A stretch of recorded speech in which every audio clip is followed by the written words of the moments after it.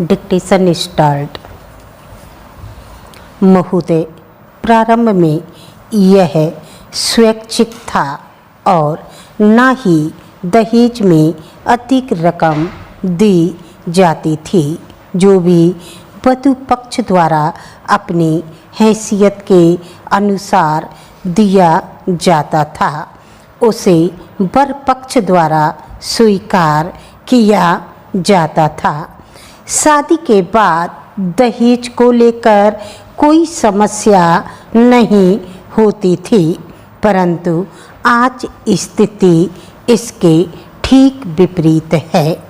वर पक्ष द्वारा दहेज की मांग अपने अधिकार के रूप में की जाती है और अधिक से अधिक दहेज मांगा जाता है। पवित्र कुरान में दहेज का कोई स्थान न होते हुए भी व्यवहार में मुस्लिम समुदाय में दहेज की क्या स्थिति है, यह जानने के लिए इंदौर व भोपाल की मुस्लिम महिलाओं का अध्ययन किया गया। सन 1991 की जनगणना के अनुसार भोपाल में मुस्लिम परिवारों की संख्या 28,177 है, जिनमें 89,986 स्त्रियां हैं। इंदौर में मुस्लिम परिवार 14,610 हैं। इनमें स्त्रियों की संख्या 50,598 हैं।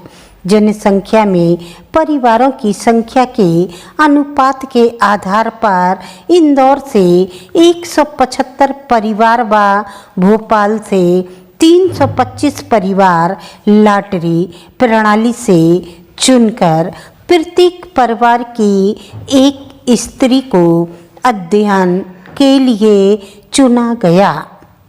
साक्षात्कार अनुसूची के आधार पर किए गए अध्ययन के अनुसार इंदौर व भोपाल की मुस्लिम स्त्रियों के विवाह में दिए गए दहेज की स्थिति स्पष्ट होती है। तालिका से स्पष्ट है कि दोनों ही शहरों में स्त्रियों के विवाह में दहेज दिया गया। कुल 500 महिलाओं में से 96% महिलाओं के विवाह में दहेज दिया गया।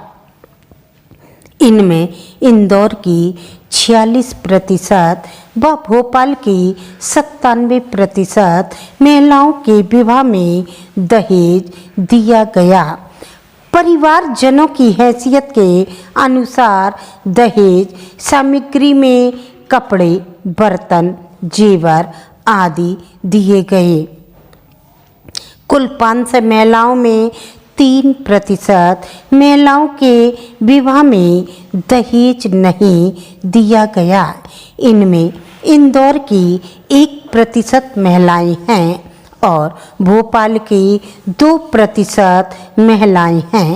इन्होंने परिवारजनों की मर्जी के खिलाफ कानून पद्धति से विवाह किया है। इसी कारण उनके विवाह में दहेज नहीं दिया गया। इस संबंध में सर्वाधिक महत्वपूर्ण तथ्य यह है कि क्या दहेज के कारण स्त्रियों को प्रताड़ित किया जा रहा है। निम्न आंकड़े इसी संबंध में हैं। आंकड़ों से स्पष्ट है कि कुल 500 महिलाओं में 2% महिलाओं को दहेज के कारण ससुराल में परेशानी उठानी पड़ी। इनमें इंदौर की 1% और भोपाल की 2% महिलाएं हैं। इंदौर की तुलना में भोपाल की महिलाओं को कम परेशानी उठानी पड़ी। इसका कारण शिक्षा और आर्थिक आत्मनिर्भरता है। कुल 500 महिलाओं में 97% महिलाओं को दहेज के कारण ससुराल में परेशानी नहीं हुई।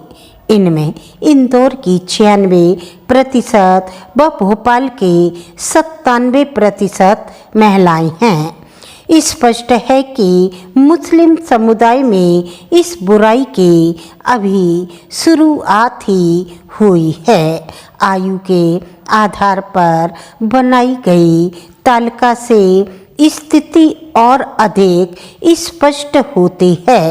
कुल 500 स्त्रियों में से 2% महिलाओं को दहेज के लिए परेशानी उठानी पड़ी। इनमें इंदौर की 1% महिलाएं व भोपाल की 2% महिलाएं हैं। भोपाल में शिक्षा और आत्मनिर्भरता का प्रतिशत अधिक होने से परेशानी कम है। महोदय, देश भर के किसान भाइयों के इस समारोह को देखकर मुझे बहुत प्रसन्नता हो रही है। जब मुझसे इस समारोह के उद्घाटन के लिए कहा गया तो मैंने इस निमंत्रण को शहर से स्वीकार कर लिया। भारत का किसान वह व्यक्ति है जो सदियों से इस देश की रीढ़ रहा है और अब भी है, और मैं समझता हूँ कि आगे भी रहेगा। इसके 2 कारण हैं। एक तो उत्पादकों की श्रेणी में किसानों का सर्वप्रथम स्थान है और दूसरे उनकी देश में भारी संख्या है।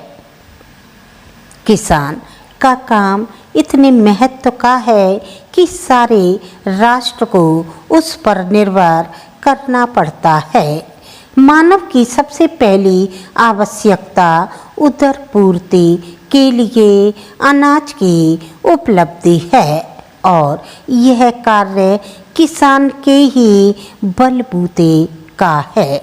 इसके बाद कपड़े की आवश्यकता होती है। इसके लिए भी रुई किसान ही पैदा करता है और यदि वह चाहे तो चरखा चलाकर समय का उपयोग कर सकता है, जो यूं ही नष्ट जाता है, और इस प्रकार कपड़े के लिए सूत भी तैयार कर सकता है।